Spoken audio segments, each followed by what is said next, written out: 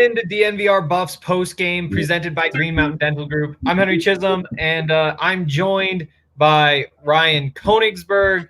We're going to have Ben Girding on later. He's in the conference call with Carl Dorrell right now. He'll have a whole bunch of updates from there.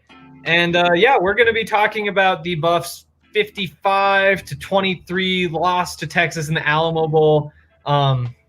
It was just brutal. Let's start with the biggest takeaways, though. And Ryan, what's your biggest takeaway?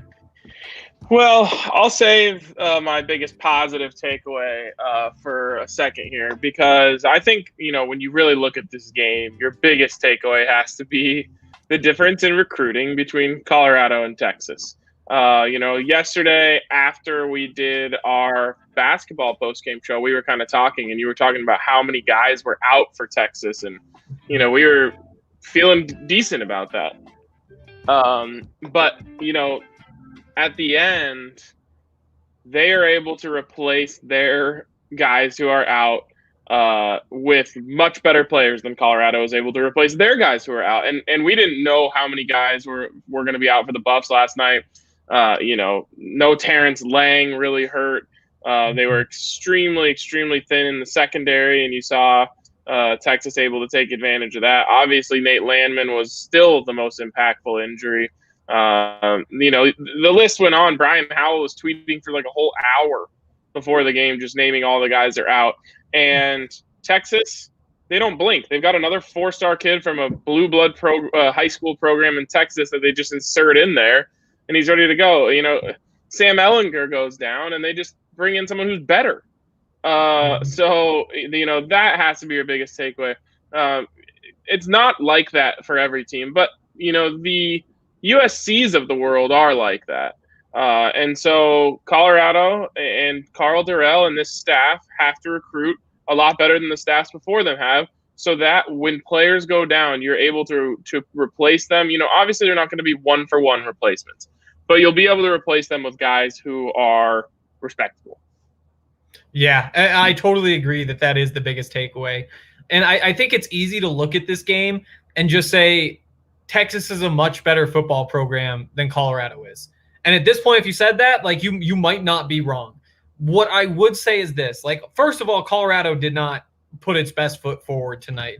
And I don't know whether, given all these circumstances, given who was available and who wasn't available and everything that's gone on, is their best shot good enough to beat Texas when Texas is playing, a pretty solid football game like Texas did tonight? I really don't know. But I do think that it's a much different game if Colorado does have all those guys. It's just so obvious that Texas has that depth. And that's something that Carl Dorrell and all of the coaches have talked a lot about all season. I mean, even since he was hired, it's just about how important getting that depth is. And they spend so much time developing their depth and talking about how that's a big difference between this program and other programs. And it is just like you said. I mean, the difference between an Alabama or a Clemson or USC or Texas, any of these blue blood brand name programs, the biggest difference is just the quantity of good players that they get. Like any team, you can take a 3-star and get lucky and have that turn out to be an NFL guy. That has been something that has happened at Colorado quite a bit. That's where most of those NFL guys have come from, is right there.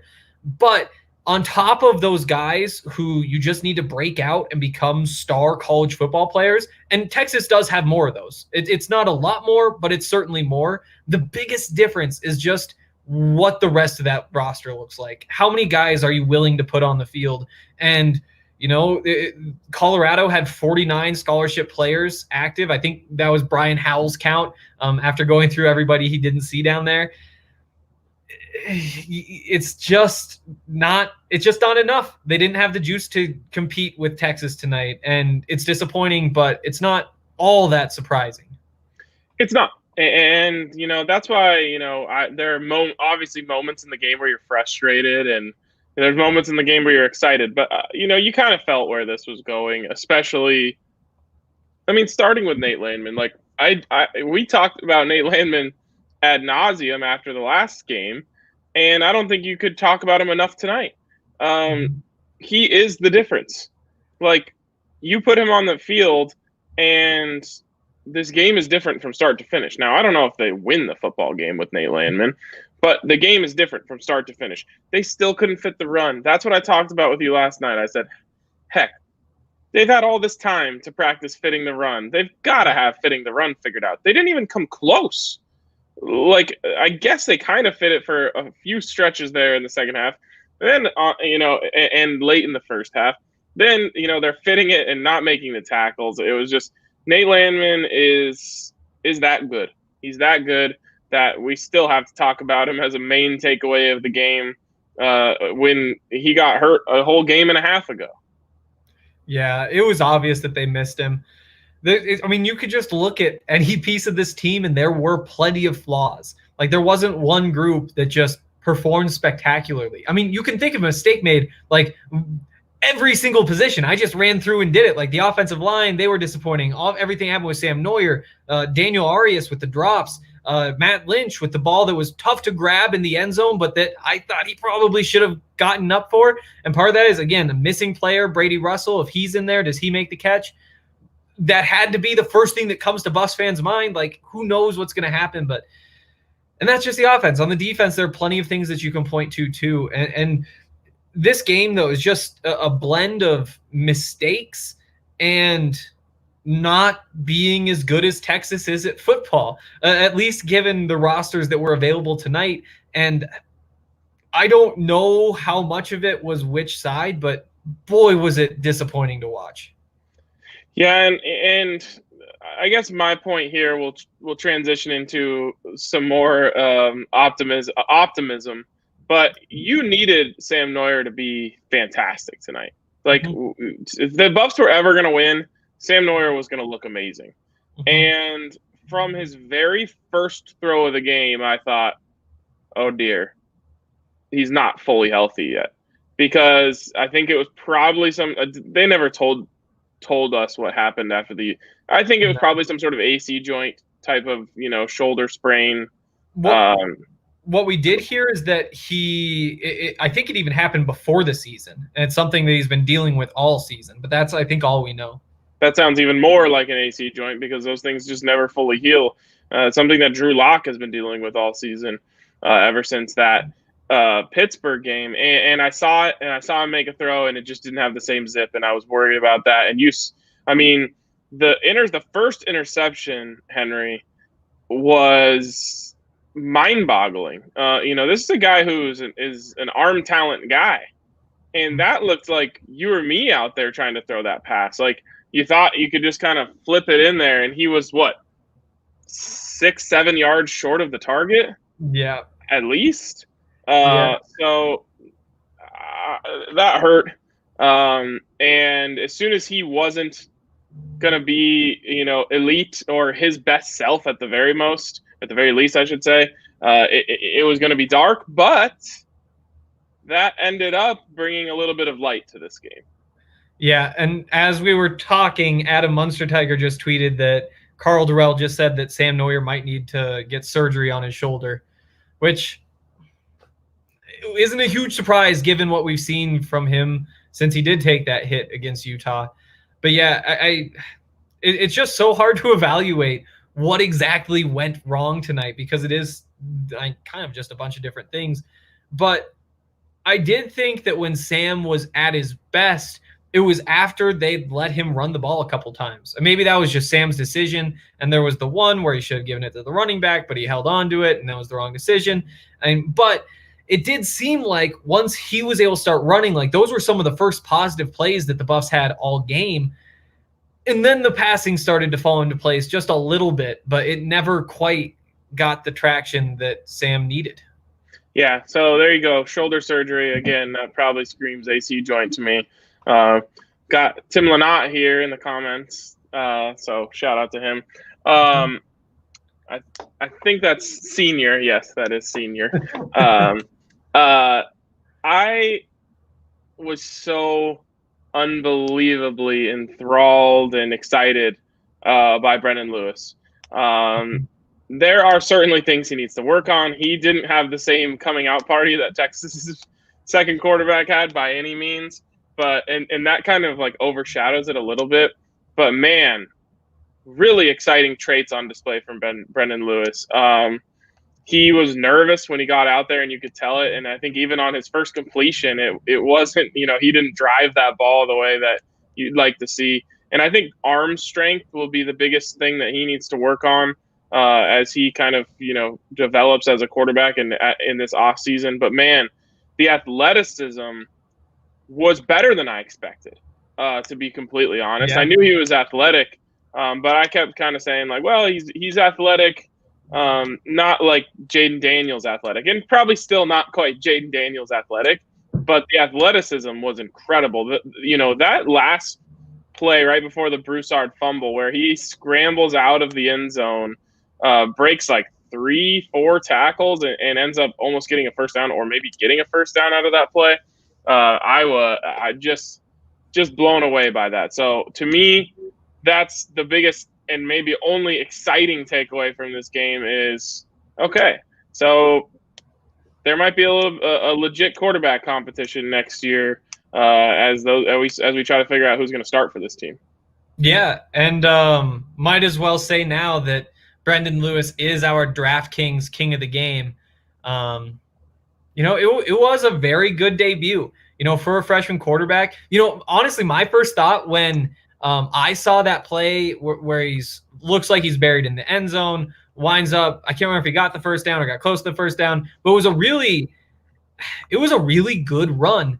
My first thought, though, was, I wonder what a Shad Clayton would look like, because we just haven't seen a whole lot of him. But in that situation where you see the way that Brendon runs, and he's fast. He's faster than I expected. After like watching what he was compared to what Jaden Daniels was in high school, I was like, okay, he is more of a power runner, and that's definitely what we saw. But he is faster than Sam Noyer, and maybe not as strong or any of that. But it's kind of interesting to finally see him on the field. It did make me think, though, like, if he's looking like that against this Texas defense, what would a Shad Clayton have looked like? But we can get to that later if we need to. Yeah, arm strength for Brendon Lewis being something that you want to see him develop as he goes forward. And to me, the one thing that really stood out was kind of just how simple everything was for him. It's not like they were asking a whole lot. It was read options. The commentators were saying that it was designed to pull and all that kind of stuff. I'm not sure if that's right or not right, but everything was really simplified, where it's all just like the bootleg out to the right. He knows where his receivers are going to be, and he executed perfectly. Not perfectly, but very, very well, especially compared to expectations. I just wonder how much of a step that he can take over this offseason, because I do think that there's going to be a competition this fall. Yeah, I think that he could take a big step. And, I was looking at – we were talking in the chat about how his swag is a little bit lacking. And I think first and foremost, the number 12 is really hurting him. It's not what he wore in high school. In high school, he wore 1. I'm not making any projections or predictions, but I think 1 might be available on offense potentially moving forward. So he might get that next year. That'll help. But the reason I bring that up is because I was looking at his high school pictures to see what he wore in high school, and I just saw his arms. And he had skinny arms in high school, and already his arms are looking bigger than that. So he can get stronger. He can get bigger. I think he can add 10 pounds, 15 pounds to his frame and become even stronger back there. And, arm strength is finicky. Because it's not something like you can just go do curls or something and all of a sudden your arm gets stronger. Your arm can get a little stronger, but, for example, Sam Noyer, they said on the broadcast, told them that when he was a pitcher in high school, he touched 96. Like, that's not because he was lifting weights. That's because he just has natural, a naturally hot arm. So Brendon Lewis, there's not that much you can do, but there are things you can do. And especially, if he ever wants to get to the next level, it's going to be something really important. Arm strength won't make or break a quarterback in college, but it will decide whether or not you can play at the next level. So hopefully it's something he can work on. But I love that you said it was easy, because it did feel like he not only was he putting the ball in the right spot, but he was reading the field and getting to, secondary and tertiary reads and delivering the ball in the right spot. And if you can do that in college, you're going to be just fine. Yeah, like you said, it's not going to – the arm strength isn't going to make or break you in college. It does decide whether you go to the pros. That is the exact situation that Sam Ehlinger is in right now, with that being like his one weakness, a very well-rounded game outside of that. Ben Girding is here. He was talking to Carl Dorrell on the media call. He's going to report back. But before we jump into those, we mostly just been talking about Brendon Lewis. What'd you think of his debut, Ben? The first thing that comes to my mind is just how smooth he looked running the offense. He just looked comfortable out there. Really didn't seem like the moment was all too big for him. Especially coming in relief for Sam Noyer, who tonight, he played erratic. He just had a smooth delivery on the ball. He really ran within himself. He wasn't trying to do too much. Really just an impressive debut for a guy that we haven't gotten to see yet, and it really gave Buffs fans a great taste heading into the offseason of what could be ahead in the quarterback room. All right. We heard that Sam might be going to get surgery at some point this offseason. Can you give us more details about that? Yeah, so Carl Dorrell was actually the only person we talked to on the presser. He was asked about the chances of a quarterback competition heading into spring ball. And as most great head coaches do, he did a great job of dodging the question. He did talk a lot about how, this is a team game and they're going to put guys that they think can make us the most successful in. He did touch on that Sam might be having off-season surgery, so he may be unable to compete in spring ball.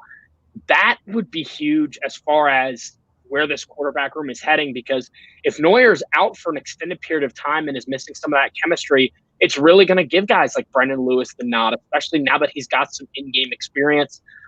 Altogether, though, I think the quarterback competition next year is going to look a lot better than it did this year. Obviously, when Sam Noyer was announced, there was a lot of people like, obviously he played safety last year, not a lot of confidence in it. But now you've got Sam Noyer, who, he had a bad game, but still, he's second team all-conference this year, along with Brendon Lewis, very talented. And you've got Drew Carter coming in this incoming class, as well as now Trout, the transfer from Tennessee.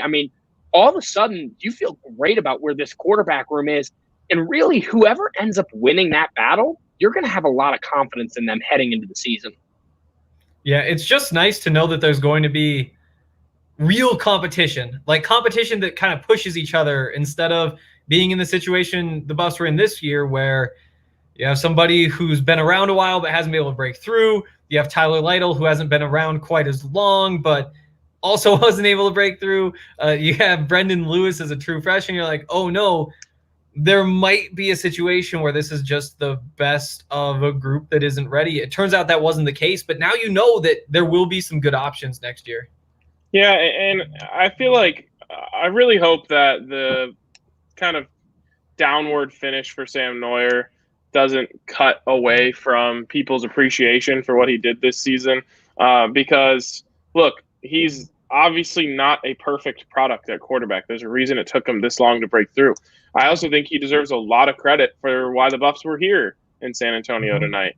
So, I don't know. I've had a rough week with fans and being mean to players, but I just want people to have appreciation for what Sam Noyer did. I thought he did the best he could with the situation that he had in front of him. I thought he gave this team some juice early in the season. He was stable early in the season.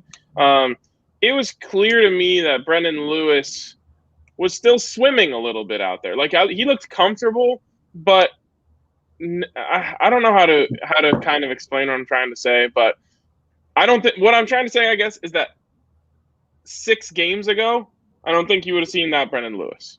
And so you needed Sam Noyer to come in here and stabilize things, and I thought he did a really great job. And, this was perfect for Brendon Lewis to get in tonight. I think it actually, in a roundabout way, was actually more valuable that Sam Noyer wasn't playing well, and it wasn't just the one in, one out type of scenario. He actually got real playing time against a very real Power 5 program, maybe more real than most of the teams they have to play in the Pac-12. So there's a lot you can take away from a Brendon Lewis perspective, but I also I want people to not hate on Sam Noyer for what he did this season. The Buffs still went 4-2. Yeah, I mean they don't make it. They don't come anywhere close to making it this far without Sam. So important to the season. There was one play tonight that I feel like kind of summed up the. Again, I don't know what to call it either with Brendon Lewis. Like, is he just like raw? Is that what it is? But there was one play where he dropped back in the pocket and one guy got around the edge. Instead of just stepping up and looking downfield and trying to find somebody, he panicked and just tried to take up the middle, and it wound up being like a 2-yard sack because there just wasn't anything there. And it's those sorts of things where, he's probably been hearing, once you get out there, the game's fast. You got to make quick decisions. As soon as it's not there, you got to pull the trigger. You got to pull the ball down and run. But he did seem just, a little bit antsy or jumpy, but that's just what happens when you're playing your first college game. And I think that the good more than outweighed the bad. Let's move on to other. Actually, Ben, what else did we learn at the press conference? Was there anything else that really stood out to you? Yeah, just to kind of tie a bow, well, not really tie a bow because I know we're going to talk about him a lot, but on Brendon Lewis, Karl Dorrell said he was the bright light of the offense. Very complimentary of him coming in there, which I think is great, and especially because of the tone of Karl Dorrell's press conference as a whole it was kind of what you would expect. Texas just put up 55 points. And then you've got Justin Guerrero tweeting out that Karl Dorrell just decided to not make any players available for it. So I was a little concerned that they kicked us off the Zoom. I thought I broke my computer, but that was just Karl Dorrell's decision. And he was not happy. He talked about that a lot. He wasn't feeling excited. One question in particular, he was asked on if there was any sense of relief that the season was over and excitement towards the future. He was very point blank, and he said, quote, "It's hard for me to imagine any excitement right now. I'm not feeling being excited about anything.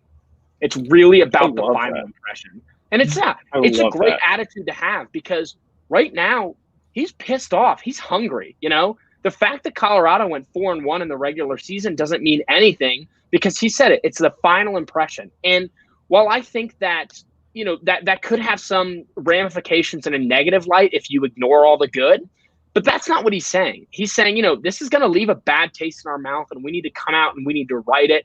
Another thing kind of along that same vein too is talked a lot about how Texas was a litmus test, a measuring stick as far as how they stack up. And Dorrell was blunt. He said this program is probably 2, 3, 4 years away from being able to compete with a program like Texas. So while that might not be what you want to hear, especially after a season where Colorado started 4-0, it just really helps you ground in reality that Karl Dorrell expects a lot of this team. He expects a lot of this program. And going 4-2 in the season, losing a bowl game, that's not going to settle with him in a positive way. And I think that's really great as far as who is leading this program. I love those answers from him. I don't love saying 2, 3, 4. I'm fine with 2. 2 years away from being able to compete with a program like Texas. I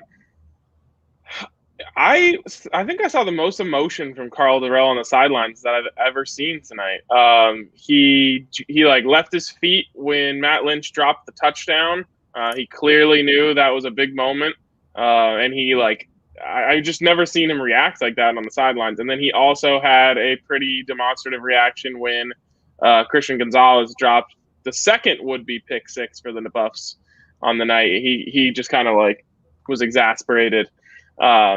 He wanted this one for sure. He really wanted it. I wonder if that had a little bit to do with recruiting and the ability to get back to, a program that can compete with Texas on a week in, week out basis, because, you go into Texas and beat Texas.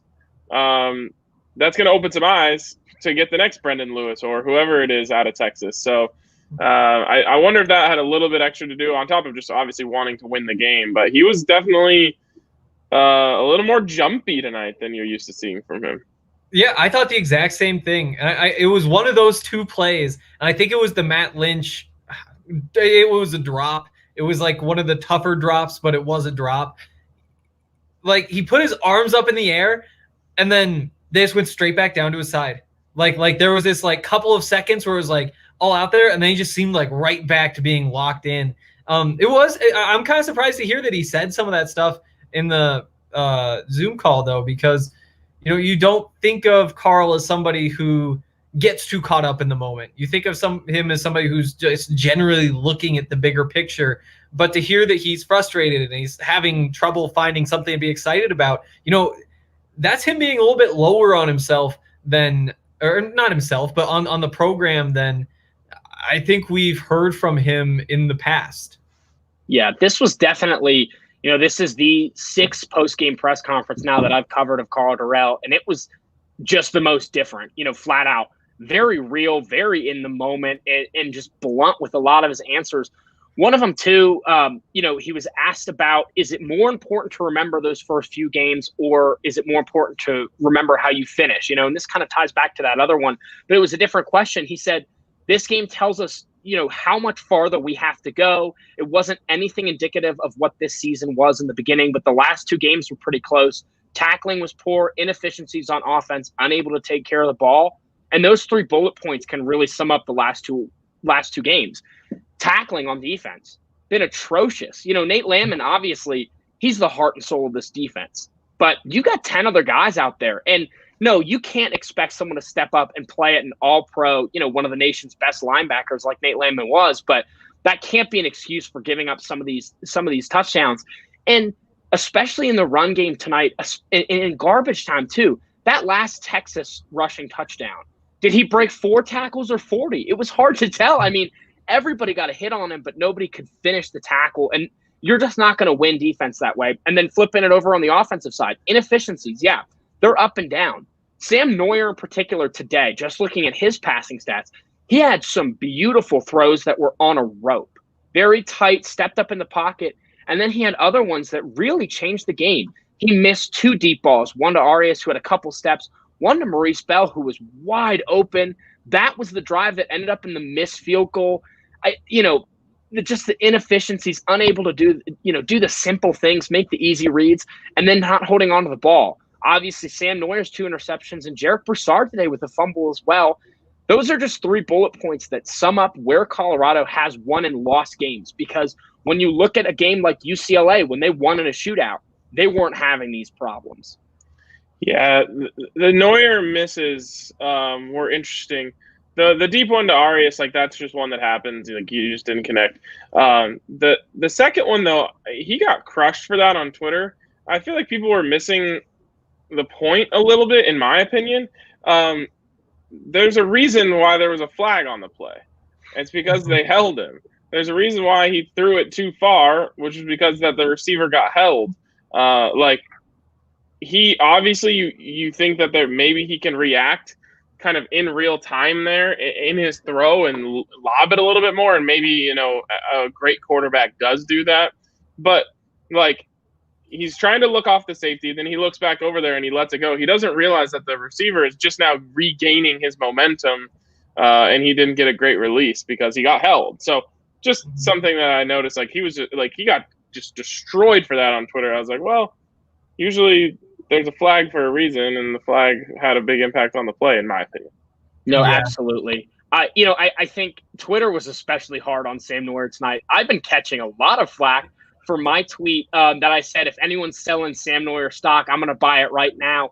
And the reason I said that is just the reason I said that. I know I am a Sam Noyer defender, but here's why I said that, and I included it in the tweet. His leadership tonight was so impressive that I want him back, even if it is a backup next year.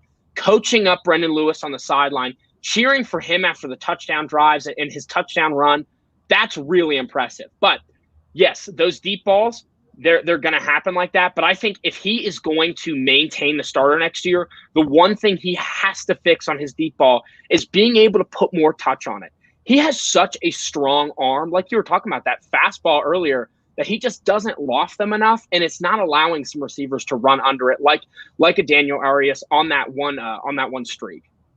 Yeah, I'm not surprised you're catching flack for that tweet, but I actually was so impressed, and I gained a ton of respect for Sam Noyer tonight. And also, I think that Karl Dorrell did a very good job of coaching these guys because they were prepared for this. This wasn't Sam Noyer having the rug pulled out from him, sort of in the same way that Ryan Fitzpatrick had it pulled out from him in Miami, where all of a sudden he's just like, what? This is my team. You can't just take it away from me all of a sudden. And so, Carl Dorrell laid the foundation for that. Sam wasn't playing well. He knew it was coming, and I feel like it allowed him to be emotionally prepared for the moment, and he absolutely aced the test of that moment. He was an incredible teammate. He was first one running out there celebrating with Brendon Lewis after his touchdown. So very proud of him. Happy to have him as a Buff. Yeah. We're going to take a quick break in a second. But first, I have a question for you guys. While we're talking about stocks, would you say you are buying or selling stock for Mekhi Blackmon? Oh, buy it up. Yeah? Oh, yeah. Because, I mean, there were a couple tough plays out there, but there were also some really great plays from him. I mean, I guess that's kind of what being a cornerback is, but it was kind of an up and down night for somebody who has been pretty locked down all season. I thought he was fantastic, to be honest. He had the one. There's a little stretch there that he had a tough little stretch. There was the pass interference. On the very next play, he gets beat on the post or the slant, and the touchdown. Then did he get beat for another touchdown later? Was that him on the one where the guy kind of rolled over? I can't remember. That was Gonzalez, I'm pretty sure. Okay. So he gets, to me, that's a 2-play stretch there where he kind of had a tough little stretch. But the entire rest of the game, I thought he was probably the second or third best player on the Buffs defense tonight. Yeah. Yeah. Buy up Mekhi Blackmon stock. And you know what? While we're talking about it too, give me Christian Gonzalez stock because he played exactly how I thought a freshman cornerback would play against Texas in a bowl game. He had a phenomenal pass breakup up the far sideline in the first half. And then he also did get beat on the inside a couple of times, gave up a couple of touchdowns. Look, the kid's going to be up and down in his first year starting. That he is going to get tested in a lot of different ways. But he is showing a lot of promise in different areas. And I think that he is really going to turn into be a stud cornerback for the next couple of years. Now, obviously, you've got to see him put together a full, consistent game. We haven't seen a real full game from him just yet. But the defensive backs, they did not play well tonight. But I don't think that's an indication that they're going to play this poorly moving into next season. Yeah. You guys who are watching, send in your questions. We're going to get to all those in a bit. If you're watching on YouTube, make sure you hit the like button and subscribe and do all that kind of stuff. It really goes a long way. And also want to give a quick shout out to our friends over at Breckenridge Brewery. They make a whole lot of really good beers. Let's see. I'm trying to figure out what I'm craving right now. I feel like I could have a vanilla porter junior. I feel like that'd be the vibe. A little bit heavier. Like nice, sweet. What are you feeling, RK? I always want a strawberry sky. Helps me be more happy when I'm happy, and it helps me be happy again when I'm sad. So just whatever the state, just more happy. Yeah, exactly. Can't ask for much more than that. It's just it's happiness in a can. Wow. Ben, you're almost 21. Let's pretend that you haven't tried it yet. Not. For your 21st birthday, what Breckenridge beer do you want to have?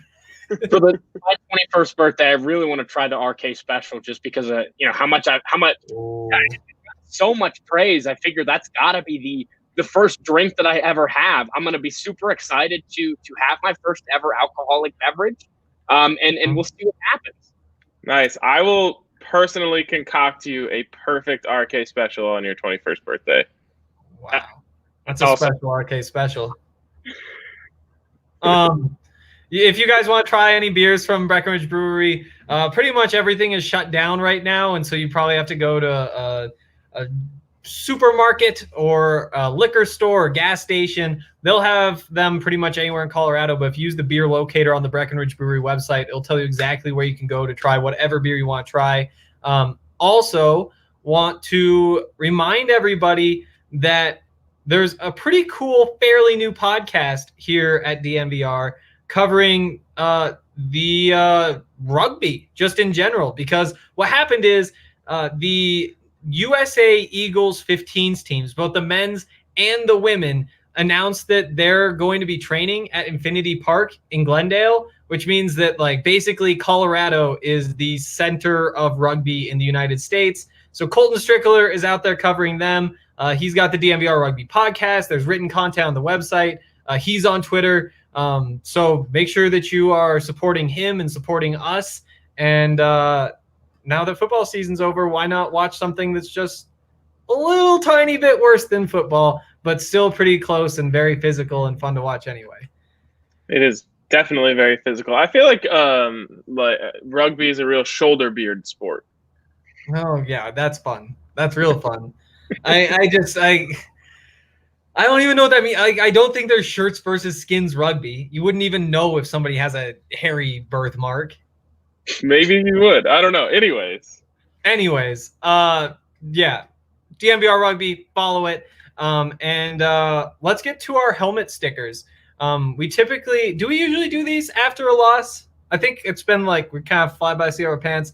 Today we're doing helmet stickers because I want to see who you guys were impressed by outside of Brendon Lewis. For those who just tuned in, he was the DraftKings king of the game, so he's not eligible. Don't get mad when he doesn't get a helmet sticker. All right. I want to give a helmet sticker to Jarek Broussard. Yeah. He willed this team, in my opinion, into being in this game in the first place. Because it very well could have gotten out of hand if he doesn't score on that fourth down. They probably, have a big play right after that, and they go up 21-0, and we're feeling probably even worse than we are right now. So just on sheer power of will, he got that ball into the end zone on fourth down. He carried the ball 27 times for this team on a night where it clearly wasn't working, but he was able to grind it out. And I thought, just that single play alone, that first touchdown was enough for a helmet sticker for me. All right, Ben? Yeah, well, first of all, got to agree with that. Jarek Broussard, I mean, he should just get a new helmet full of our stickers. I'm going to give one to Dimitri Stanley because he's back, ? Did Chev and this offense finally remember what he was doing? I just looked this up, and it's shocking, but it's not. Dimitri Stanley tonight, 4 catches, 86 yards. He only had 4 catches in his last 3 games. And, when you look at, the team was 4-0 at the time, so I guess it's not as big a deal. But when you lose to Utah and you have a lack of offense, how does he only have 1 catch for 3 yards? So it was great to see the offense finally be able to get the ball to Dimitri Stanley in a couple different ways. They hit him on a comeback route. They had Sam Noyer in a motion. They brought him across the field, hit him, got him the ball early so he could run under it. Really just kind of got creative on that side of the ball, and it was great to see him produce once again. You just hope that going into next season, you see that when Dimitri Stanley touches the ball, the offense is going to move down the field. So hopefully they can start just designing more packages that focus around him as your true number 1 receiver, because that's where he's at talent-wise. And this team needs to start taking advantage of him more frequently if they don't want their offense to stall. Because if their biggest problem is inefficiencies, get it to a playmaker and just see what happens. Yeah. I'll give one to Christian Gonzalez. We kind of talked about it a little bit, but he made the best play of his college football career today. And that's what you want to see, is that a young player is playing his best football at the end of the season. And that's what we saw. And, he's gotten some lumps this season, and we've talked to him and we've talked to the coaches about how challenging it can be to be a true freshman cornerback starting in a Power 5 conference. Obviously you're going up against really talented players, but on top of that, the quarterback on the other side knows that you're a true freshman and is going to start every single game by seeing what he can get from you before he starts moving around to other parts of the field. And Christian Gonzalez, it's been a challenge, and there have been high points and there have been low points, and there's been trouble with penalties, and he dropped an interception early and he dropped an interception today. So it's not like he's playing perfect football, but you see him out there and you see him grow and turn that growth into the type of play that he made with that play that Ben mentioned earlier, where he's just running downfield with the receiver, lays out, gets his hand on the ball. That is what he can provide, and that's something that he will provide for at least 2 more years in Boulder, and that's going to be incredibly valuable going forward. Man, there just weren't that many guys who played very well. I know. The punter had a great punt. Mekhi Blackman would probably be the other one who I think deserves one. Like I said, I thought he played extremely well for everything but a 2-play stretch. And that happens as a corner. You know, if you haven't had a bad series, you just haven't played corner long enough. So he got beat. But all in all, I think he was really, really solid. And that's kind of a season-long one. You know, he was a snub, I thought, in the All Pac-12 honors. So I'm giving him a season achievement helmet sticker as well. Yeah, I mean, while we're talking about conference snubs, I'm going to give my helmet sticker to Carson Wells. He played a great game tonight as far as, kind of maintaining the edge. And I think great is taken into perspective here because obviously you gave up 55 points and, what's his name? Bijan Robinson at 18.3 yards per carry. But he's credited with 2.5 sacks on the night. He was constantly in the backfield on passing plays, especially in that first half.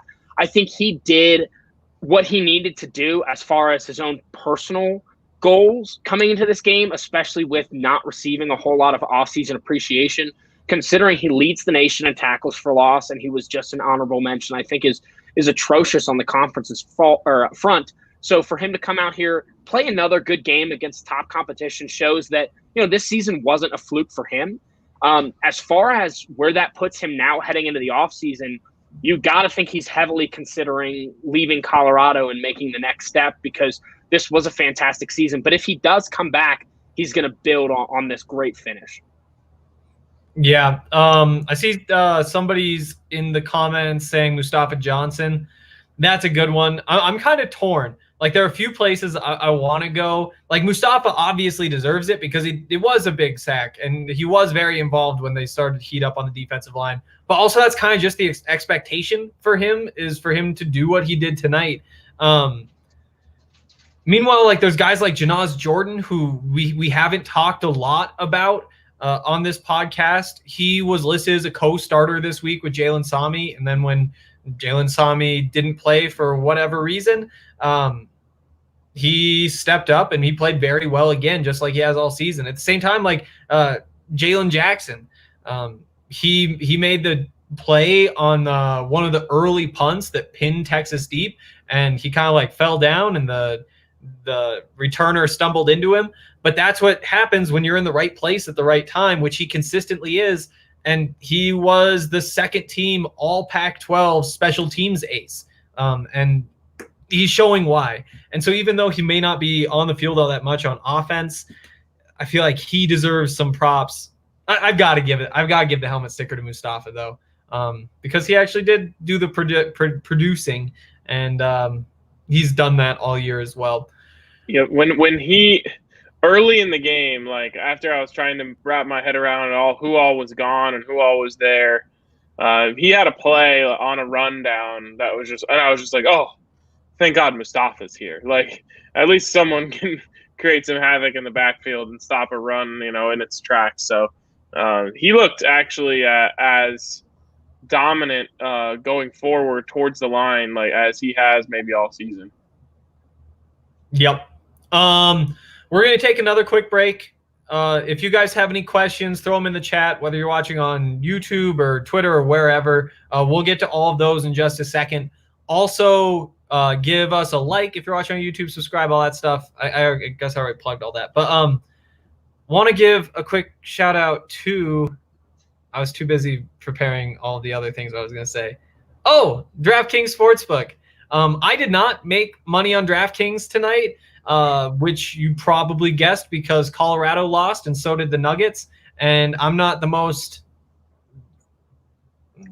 serious objective better. Yeah. I kind of just I know I want to watch the game. I know that I have more fun if Colorado wins on these shows and that I'm like a big Nuggets fan. And so why not just make all that winning more? It didn't work tonight, but for the most part, it has worked because Colorado's won a lot of games this year. The Nuggets went on that run.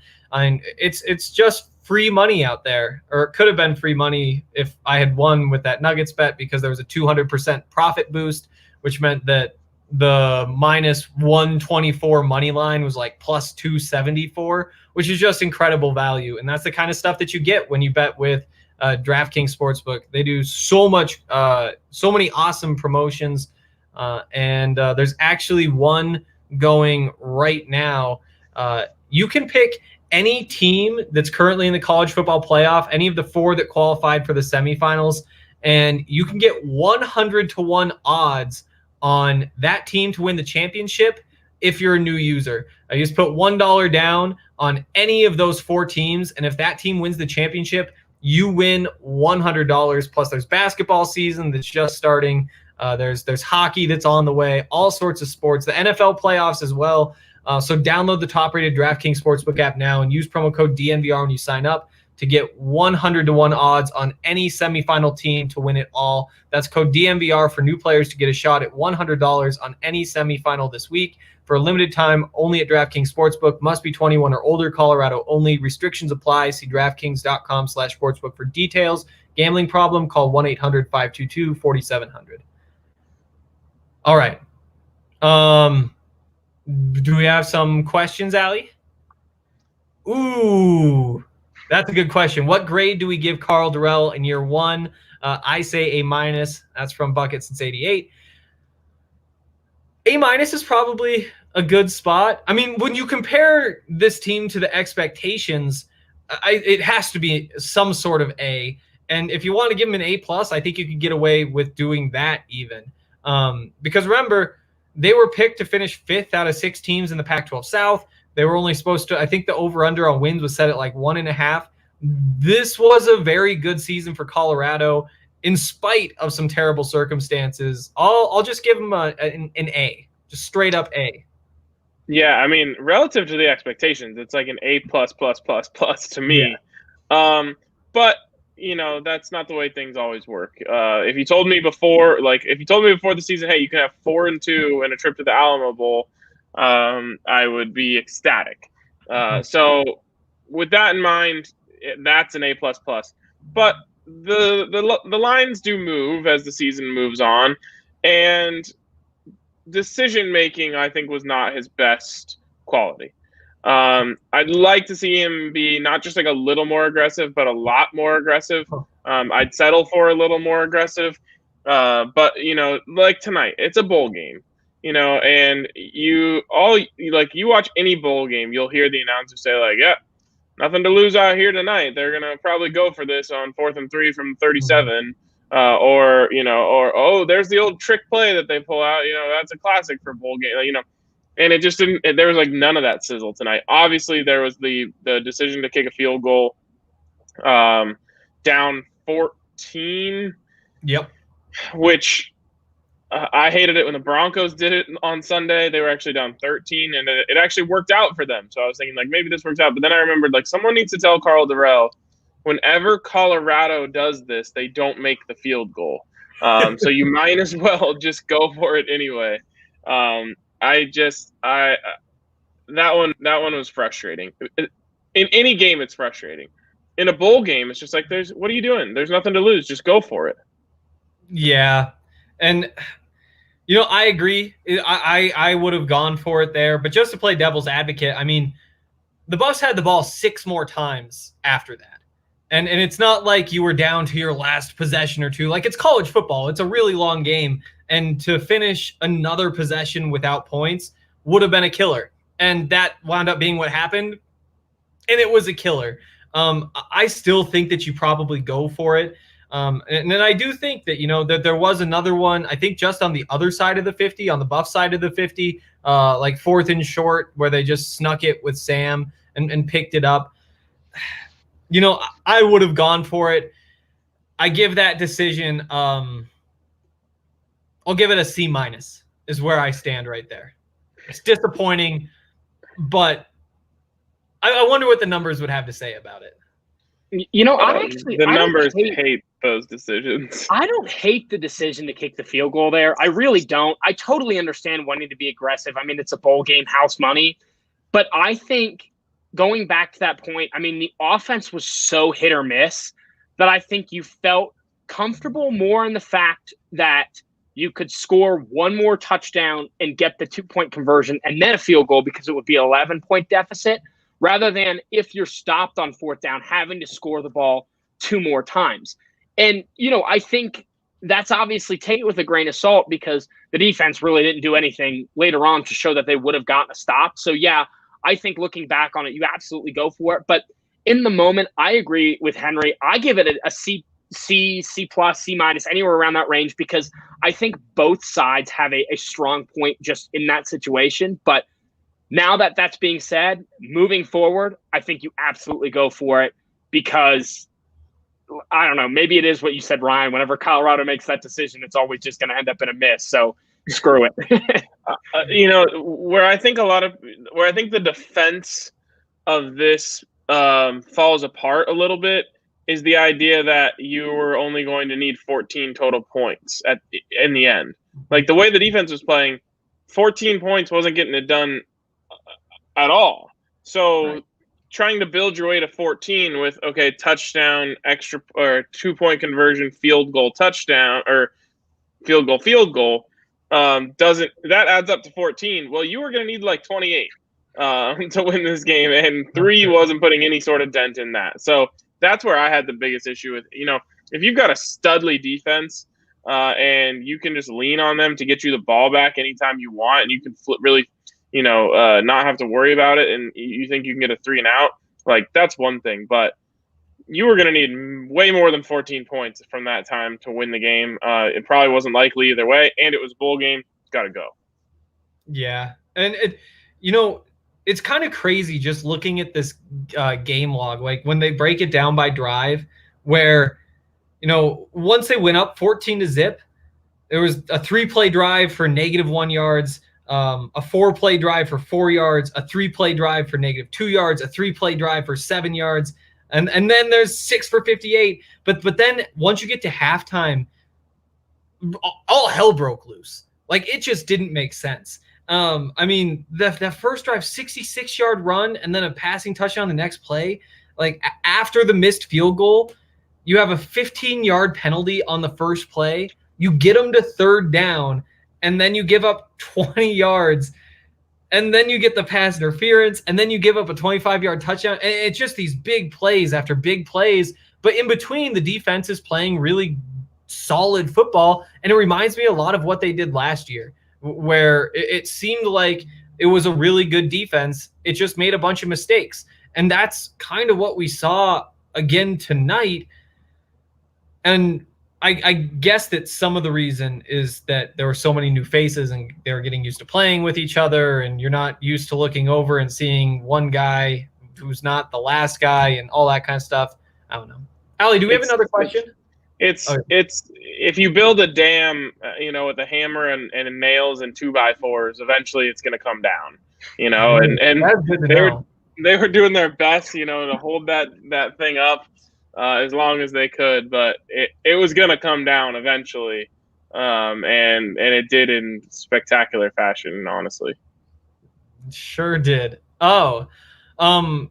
We don't know. I don't know because I've been on the show, but I don't think that they've said anything. Other than it was Dorrell's request, right? Yeah. Yeah. And Ryan, you might know more, but this does seem like a thing that happens occasionally in college football, not all that often. You know, it kind of – the question was, do we know why players weren't made available to the media after the game? I'm not sure if I said that or not. But, yeah, I mean, it's a weird thing. I don't like it because of my job. What do you guys think? You know, if it ever happens, it's usually in like a heartbreaking loss where the coach is just kind of protecting his players because it's a tearful locker room, and, you know, he doesn't want to make his guys go out there and be on camera when they're like that. I kind of doubt that's what this locker room looks like. Probably frustration and maybe a little bit of sadness just that the season's over, but it's surprising to me just because this isn't one of those games. Maybe he was protecting Brendon Lewis in some way, because obviously that's who everyone would have wanted to talk to, and maybe he doesn't think he's ready for the podium yet. I honestly have no clue, but like I said, I've seen it in like a triple overtime game where the team just loses in heartbreaking fashion. The coach is just like, hey, look, the guys don't need to talk tonight. This just wasn't like that. So I'm perplexed. Yeah, given his tone during the presser, I'm not shocked, just because he was pissed. And, to expect then what the players were going to say, I was really interested to see how the rest of the presser was going to go. And then at the same time, when we found out that they weren't coming out, I wasn't really shocked, because that just kind of felt like the cherry on top of the strange presser that I had just watched. But yeah, I'm interested to see if he says anything. Did you get the vibes at all that like he was mad at the players?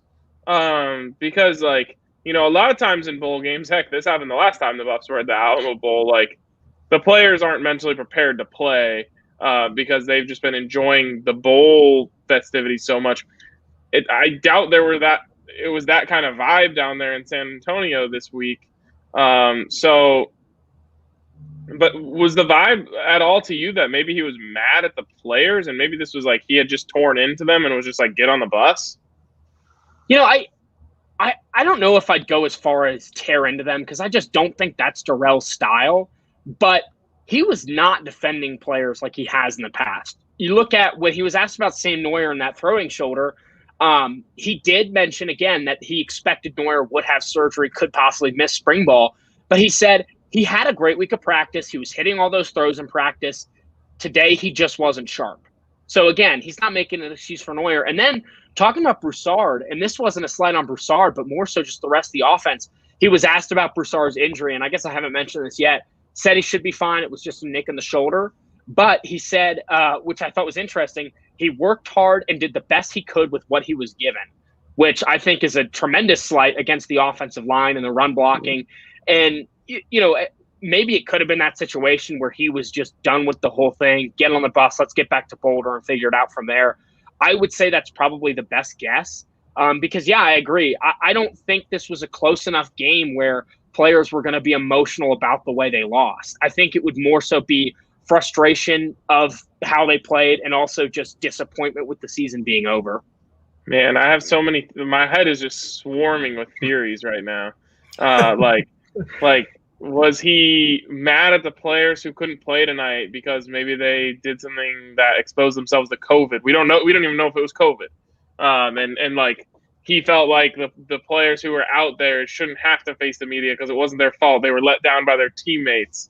Or like, was he like, I don't know. Did he feel like they weren't prepared? And I don't know. My head is, I'm all over the place. Yeah, it sucks. Comment on Sam/Brendon Lewis dynamic next year if Sam returns. Has a dual quarterback team ever thrived? Dual quarterback team thriving. I mean, you think back to like obviously Roger Staubach. Tebow. You have sure, or all the way back to Roger Staubach. I mean, that's legitimately the only dual quarterback situation I remember, and I don't even know that it really worked. But I was thinking like dual threat quarterback, not dual quarterback. I don't know. No, you don't have two quarterbacks that can win you like enough games. No, was it Vince Lombardi who said if you have two quarterbacks, you don't have any? Maybe not him, but somebody important once said that. Ohio State with JT Barrett and Cardell Jones. That's what they're saying in the comments here. Yeah, I mean, if you have two like 5 stars, then it's a little bit easier. But no, you can't do that. Your team needs a leader, and it's going to be your quarterback, and that leader needs to be unquestioned. RRPPO. Who says no? Definitely not me, considering I invented it. I do think, when you look at what just Sam did tonight, I don't think he is the type of teammate that is going to be a bad teammate if he loses that starting job. I still think at this point, and I still have caught flack for it on Twitter, I'll probably catch flack for it in the comments for it, I still think Noyer has the edge. He is the veteran. I think he still is going to have an edge heading into spring ball. If he can't compete because of surgery, X, Y, and Z, there's a lot of factors going into it. It is so tough to project the quarterback competition sitting here right now. But with that being said, if he decides to return and loses that job, I think the dynamic is going to be fine. And then at that point, I think you feel really confident about your quarterback room because, you mentioned Cardale Jones and JT Barrett. They only played, or Cardale only played because JT got hurt.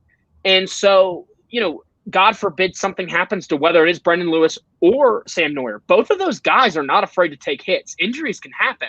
So to have both of those guys kind of in your stable as your 1 and 2, wherever it shakes out, I think you feel a lot safer about it than you did at the beginning of this season where, Sam Noyer got hurt. Then it's like, oh, is it Tyler Lytle? Is Brendon Lewis? There was a lot of uncertainty. So no matter how it shakes out, I still think you feel good about it. I think that if Sam Noyer is a stationary target, meaning that he can't improve because he is, he has surgery, I think it's going to be Brendon Lewis's job to lose. As long if Sam Noyer can't do anything to improve, he's just staying here, and Brendon Lewis can just rise, I think he'll end up getting that job. But we'll see. Hopefully, it's a competition that brings the best out of both of them. What were y'all's biggest takeaways from both teams tonight? We already did that. Listen to the first segment. We didn't talk about biggest takeaways from Texas. So real quick, do we have one quick takeaway from what we saw from Texas? Yeah, that quarterback that came in is better than Sam Ehlinger, and the Big 12 is in trouble. I would say Bijan Robinson looks incredible. Also, the linebacker who should have gotten kicked out, he's actually real dope, and I'm excited to watch him play next year. Reminds me a lot of JOK from Notre Dame. Okay, but we need to talk about that. So a lot of people are upset about the call and that they went to review and came back and didn't. The reason why that happened is because the refs didn't call it correctly in the first place, and I'm sure they'll tell you that. And they just screwed it up. They literally just screwed it up. What they should have done is called late hit. We're going to review it for targeting. Then they could have come back and said there is no targeting. The late hit stands, which would have been the correct call. They completely botched it. And it cost the Buffs 15 yards, and that was the fourth down that they later didn't go for. Yeah, it was. Yeah, that drive was so pivotal. I mean, you look at the second quarter for Colorado, and they played it damn near flawlessly. Brendon Lewis came in, led a great touchdown drive. You only held Texas to a very long field goal, broke the Alamo Bowl record with that 53-yard kick. And then, you had that drop in the end zone from Lynch. Would have been a difficult catch, but I still think the ball placement was pretty good, just knowing where the defenders were. So realistically, Colorado could have been down just 3 points, ended up down 7. Coming out of halftime, that was such a pivotal drive considering you just gave up another touchdown and just so many bad breaks. The overthrow to Arias, the holding on Bell that ultimately, could have cost them that touchdown. That missed call, I mean, again, Ryan, you hit it on the nose. That was just very, very misplayed by the refs. And I think that just was the epitome of Colorado tonight on that drive. And just to reiterate, once they didn't call that, they couldn't. So they couldn't come back from that review and say, okay, it wasn't targeting, but it was a late hit.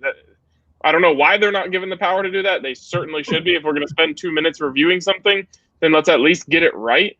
They came back from that review knowing that they had to get it wrong. Their only option was to get it wrong. Or kick a player out of the game who they obviously didn't think deserved to be, which I thought was debatable in the first place. But they were like, let's fix that while we're here. If we're going to review something, then review everything about the play and get it right. Yeah, you're already in there. Yep. Next question. Can see you forego every bid to the Alamo Bowl moving forward. So what I will say is that this does kind of play into this Buffs mentality, Buffs fan mentality thing that I bring up occasionally. I will say the Alamo Dome has not been kind to CU. And I don't know. I mean, that's it's not good. Do you think Shep was predictable? Keep going to Alamo Bowls as much as you possibly can if you're not going to Rose Bowls. Yeah, or college football playoffs. That's the other option. But yeah, do you think Chev was too predictable or simply outmatched by Chris Ash tonight? I don't put a lot of it on Chev. I mean, it's tough when your offensive line kind of gets bullied and your receivers kind of get bullied, and then your quarterback does what Sam Noyer did. Like, I can't say that Chev called a good game or called a bad game. Like, it never got to the point where we could see what he was doing, really. I thought he called a pretty good game, to be honest. Yeah. But they were completely outmatched personnel-wise.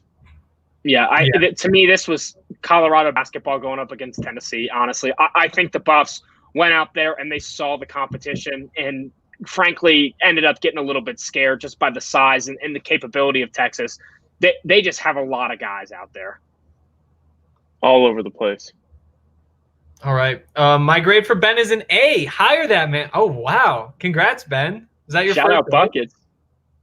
Is that my first day? Oh, that was me. Yeah. You can get hired as soon as we get those Russian nesting dolls that you promised, handmade. Yeah. We're I'm still working on it. What is your outlook for this team next season? Just early vibes. I mean, you got to feel good, I think. There are certainly some questions, but the big question is, what do you do at quarterback? And I think that you're happier with the situation this year than you were last year. How do you replace Nate Landman? That's going to be a tough one. Question. That's going to be a challenge, but you probably, I would guess you have Akil Jones back. It's going to be tough to see, or tough to guess who comes back from all those seniors who have that extra year of eligibility now. But I do think that you have to like what you saw, because you really, in theory, shouldn't be losing all that much. Yeah. To me, it just comes down to, like, is Nate Landman coming back potentially? If he is, I feel a million times better. If not, then I don't know how we're going to stop the run, so that needs to be figured out. Yeah, I think just quickly, the offense should only get better. They're going to return a lot of these guys. Quarterback, I think the floor of the quarterback position next year is what we have this year, and that's able to produce. I think it's only going to get better. Front seven on the defense, it just comes down to who comes back, who doesn't. If you lose Lamb and Johnson, Terrence Lang, Carson Wells, then you're really starting to fill up you're really going to have a lot of holes to fill. Yep. From Max Stark, Ben got the classic Netflix and chill setup. Nice one. Congrats, Ben. That's kind of your vibe. Solved. Hot dog is a dual threat sandwich. Oh, no. It's not. It's just a hot dog. It's just a hot dog. Sandwich is not a blanket category. Who leaves? Who comes back next year? It's just hard to say. I mean, even with Nate now, an Achilles is a very long-term injury. And for somebody who's in Nate's position, if somebody really liked him in the draft, they might have tried to get him late in the second round. Now the market has cooled off considerably, I would assume, and he's looking more at being at the very end of the draft, because he likely wouldn't play his rookie season because of all the challenges you get to get ready to play and then to learn everything, all that kind of stuff. So he's in a weird spot. Mustafa Johnson's another one who I would expect to probably go, but you don't really know, because he could come back and prove just a little bit more. Carson Wells, probably a dark horse to leave, but it's definitely very much on the table. Will Sherman in a similar boat. And that's among the seniors. With transfers, it's another story. Yeah, there's a lot of questions, and I'm sure you could do a whole podcast just going through those guys. Nate Landman, to me, is really only the one that you have to worry about. Yeah. I like that comment. His accuracy is crazy. That was what I thought was the most impressive thing tonight. He's putting the ball where it needed to be. Yeah, his touch on some of those throws were really impressive.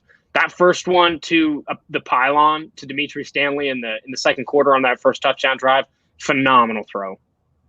Yeah, a little floaty, maybe just a little bit short, but at least gave somebody a chance to go make the play. Also, after watching Sam Noyer miss so many throws, boy, did Brendon Lewis look sharp tonight. Well, and how about just leaving it a little short rather than leaving it long? When you got big, strong receivers out there, that's what you want to do. He gave Brennan Rice the opportunity to draw a pass interference by just putting it in a position where he can go get it rather than in a position where he can't run underneath it. Yeah. Yep. Did you guys already talk about Texas throwing 40-yard deep balls, already up 25 points? We did not. Don't I care. don't mind it. Don't care. Yeah. Wait, what were you going to say, Brian? No, I was saying I don't care. Oh, you don't care? Okay, yeah. No. I thought maybe we were going to argue here. I just feel like, they had a chance to give their third quarterback a bunch of opportunities to make some plays. If it was Colorado, you'd want Colorado to do the same thing. It's college football. You don't get to waste time. If you have the opportunity to give somebody the reps, you got to take advantage. I mean, exactly. Like they have their backups in there. It's not like they had all their first teamers in there throwing bombs. They have their backups in there. This is the value of getting to a bowl game. Like I said at the beginning, I don't care that the Buffs lost. They got an incredible opportunity out of this, and it ended with Brendon Lewis, potentially the quarterback of the future, getting a ton of real live bullets. So Texas doing the exact same thing. They were down to their fourth string quarterback at one point. Like, do what you got to do. Yeah. If Colorado's in that boat and, let's say Sam Noyer got hurt at halftime and you got Brendon Lewis out there and you're up big, you want, as Colorado fans, to see that exact same thing because, get him some live action and see what he can do. All right. Any update on the situation with Alfano? Not much, really. So for those of you who haven't been paying attention, he was like the big name recruit from Alabama, number 1 in the country, transferred for whatever reason to Colorado, hasn't been able to get on the field because of epilepsy. Something he's been dealing with since February. There was a flare-up a few weeks ago where he said that the school or the athletics department wasn't helping him out as much as he would have liked. They refuted a couple of the claims, said like, we'll work together. We do want to get this fixed. And that ended with, I think, Rick George agreeing to sit down with Antonio and talk about it. And that's where we are right now. Yeah. Really unfortunate situation.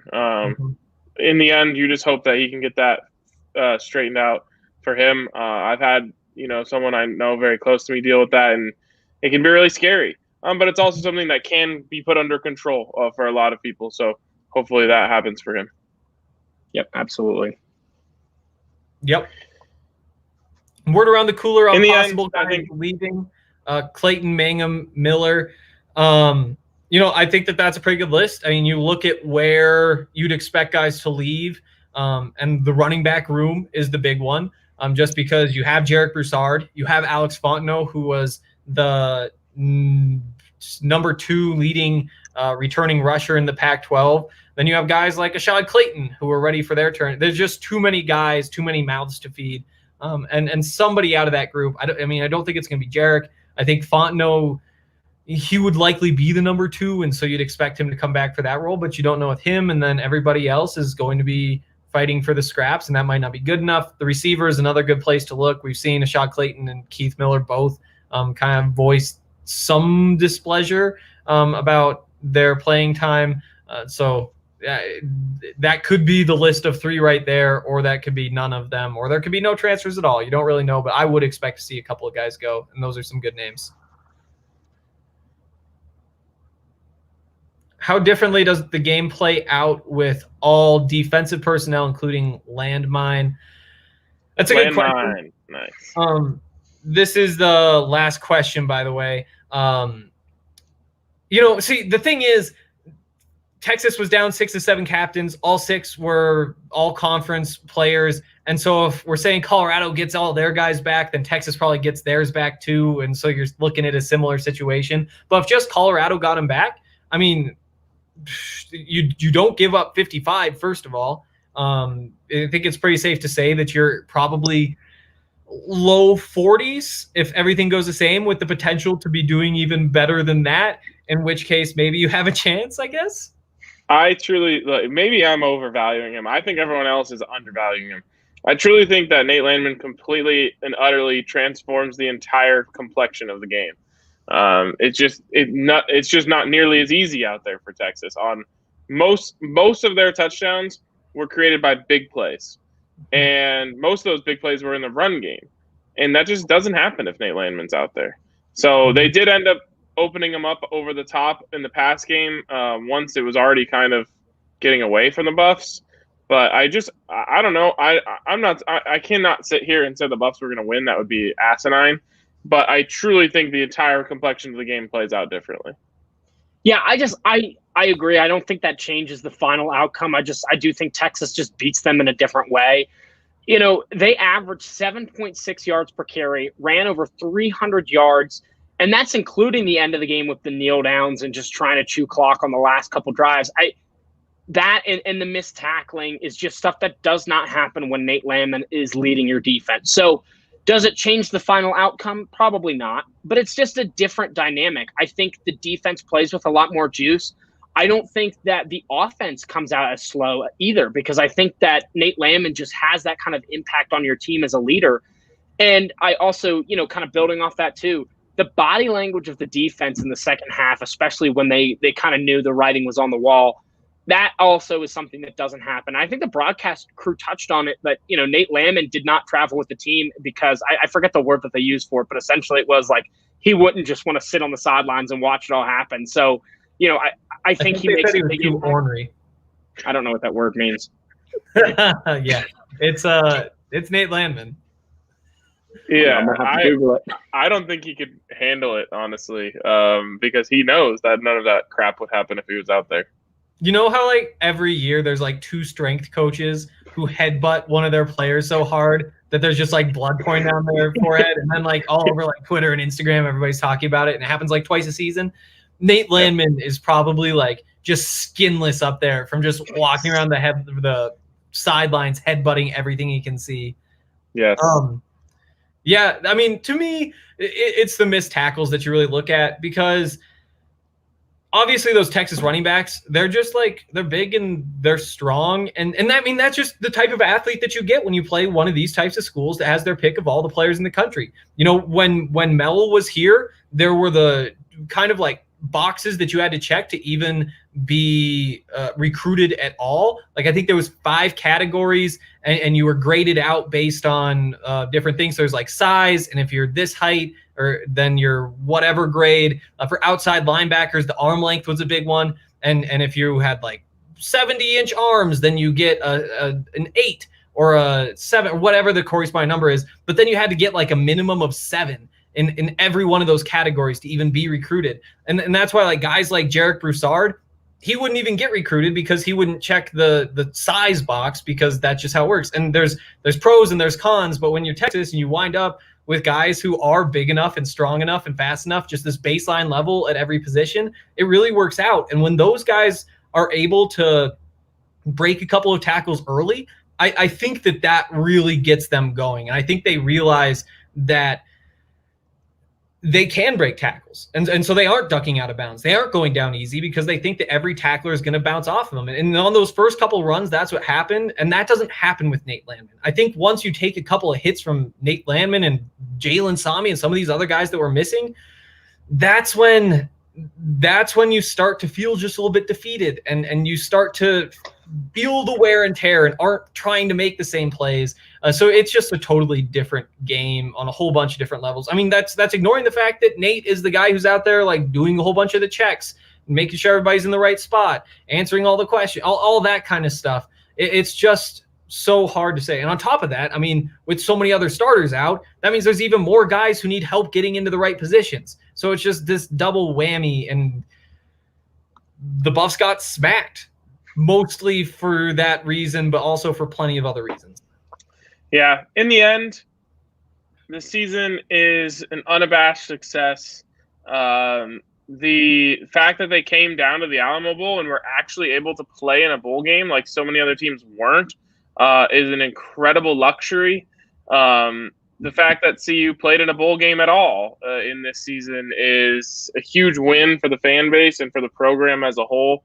And, you know, the one thing that you just hope is that this coaching staff is able to turn the on-field momentum into recruiting momentum. And if they do, then, you know, we'll be right back here, because a lot of this class that was, you know, the star players of this team was part of the last class that they got from when they went to the Alamo Bowl.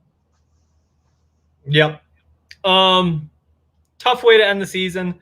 back-to-back losses are kind of just awful, especially losses like this in a game where, we talked a lot about how huge this game could be for Colorado if they did get the win. In the recruiting, just national reputation-wise, how they're seen, the opportunities they get going forward, getting on national TV, the boosters get fired up by all the different things that come along with winning. I mean, there's a reason why this game was such a big game for Colorado if they could win, and that's that Texas is a really good football program, and we saw that tonight, and that's why it was such a challenge. So while it is disappointing that things went the way they did, it was still a huge success of a season. Even some successes tonight with how Brendon Lewis played and a couple of others. And for everybody who's been hanging out with us in all of these post-game shows all season, we appreciate you. And we're going to keep doing this with basketball. So stay tuned for those. Should be pretty much just on Saturday nights because the Buffs will be playing, I think, basically just Thursdays and Saturdays the rest of the way. So stay tuned to those. Because there's a lot more Buff sports still happening, even if football's over. And, of course, we'll be back with spring practice coverage, all that kind of stuff when the time comes. Again, just appreciate everybody for tuning into these, and we'll see you guys on Saturday after the Buffs play USC or UCLA, whichever one of those is not Thursday. Okay, cool. Well, we'll see you guys then. And, yeah, I guess that's it.